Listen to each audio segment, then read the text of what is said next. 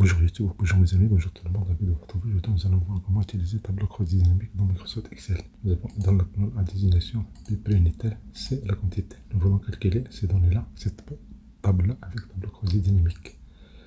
Donc on clique sur Insertion, Tableau, pour choisir Tableau croisé dynamique. Et là, on va choisir, on va sélectionner toute la table, CTRL majuscule, touche en bas. Vous voyez de A1 jusqu'à C18. Vous choisissez une nouvelle feuille. Et voilà, nous avons cette nouvelle feuille. Et là, il suffit de choisir les champs pour les appliquer, pour les inclure dans le rapport. Ici, ce sont les zones voulues. Si on clique par exemple sur la désignation, on va les mettre dans champ. L'effet est immédiat. Vous avez ici un menu pour les champs. Ici, on déplace. On va le mettre dans colonne. Et voilà, vous avez ici par colonne. Ici, on le met dans ligne. Et voilà, vous avez l'analyse ici par ligne. Maintenant, nous avons ici les items. Nous voulons compter les items. Ce n'est pas la quantité, mais combien de fois nous avons item 1, 2, 3, 4, 5. C'est-à-dire qu'on veut compter le texte. Et non les nombres, non les quantités. Donc pour les compter, on va prendre la même variable, désignation, on va la mettre dans le champ des valeurs. Quand vous les déplacez, vous glissez et déposez. Et voilà, ici vous avez le nombre de désignations. Vous avez 4 fois le thème 1, 4 fois le thème 2, 3 fois le thème 3, et le dernier, c'est 6. Je ferme cette boîte dialogue, et voilà, j'ai le total. Attention, ça, il compte les items, ce n'est pas les quantités. C'est pour ça que nous voulons calculer les quantités. Nous voulons calculer les quantités. Donc on fait un clic droit, afficher la liste des champs. Sinon, on clique ici. Nous avons ici outils, tableau croisé dynamique. Si on clique à l'extérieur, il n'apparaît pas. Une fois que vous cliquez sur n'importe quelle cellule à l'intérieur, vous avez outils, vous avez ici analyse, vous avez ici création. Pour analyse, vous avez affiché la liste des champs. Et voilà, pour enlever une variable, il suffit de cliquer et de glisser, de déposer. Comme ça. Sinon, notre solution, vous cliquez sur ce menu-là. Et là, supprimez le champ. Je vais maintenant la quantité. Si je mets la quantité dans les valeurs, par magie, tout a été calculé. Ce sont des sommes, des quantités. Si vous ne voulez pas cette forme-là, si vous voulez que ce soit à l'horizontale, vous pouvez déplacer des désignations, vous pouvez les mettre dans colonne. Et voilà, vous avez cette forme-là. Je ferme cette boîte de dialogue, petit champ. Vous avez ici création, vous avez ici analyse. Si je clique sur création, dans la désignation, si je mets ça, afficher sous forme compacte, afficher sous forme plan, voilà. Mais si vous faites afficher sous forme tabulaire, c'est encore mieux. Et voilà, forme tabulaire, c'est encore mieux.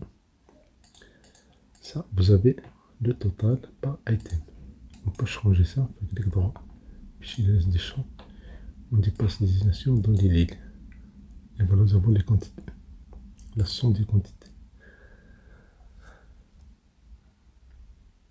Maintenant, supposons que nous voulons calculer la valeur maximale des quantités.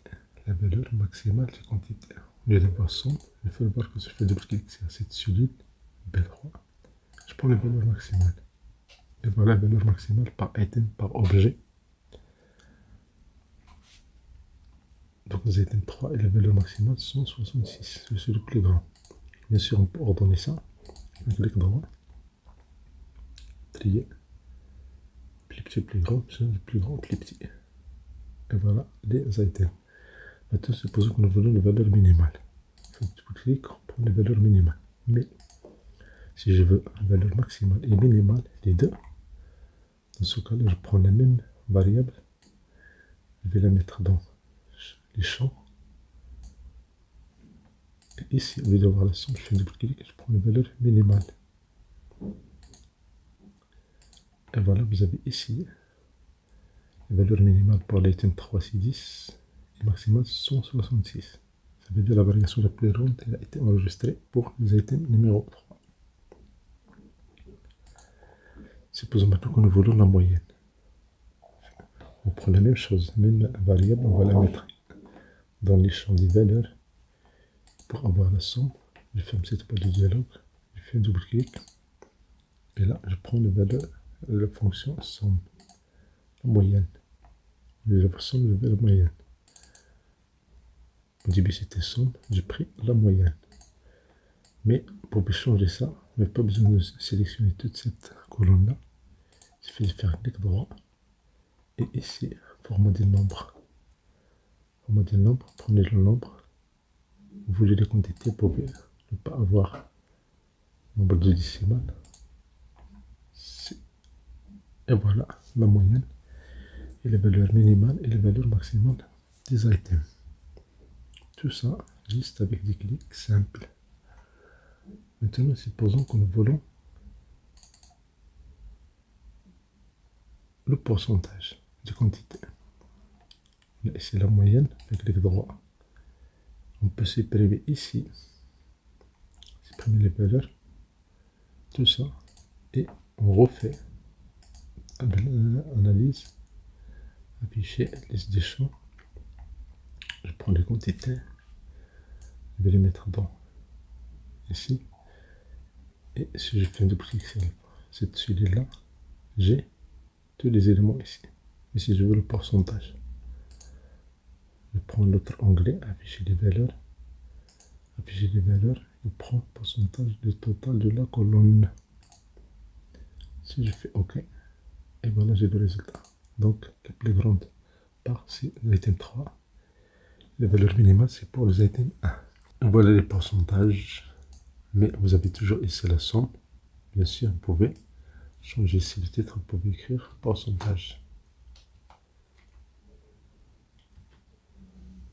Et voilà, vous avez le pourcentage de quantité. Bien sûr, vous avez le pourcentage de quantité, rien ne vous empêche d'ajouter aussi le prix unitaire ou autre variable. Et ça, c'est pour la désignation. Si vous déplacez ça, vous allez le mettre dans colonne. Vous avez ici le pourcentage. Mais vous voyez par colonne, donc on doit changer ça. Faire clic droit. Afficher les valeurs, pas de colonne, mais de la lignée. Faire clic droit, afficher les valeurs, pas de colonne, mais de la lignée. Et voilà. Merci pour votre temps, merci de vous avoir suivi, merci d'activer les notifications pour recevoir des vidéos utiles et agréables.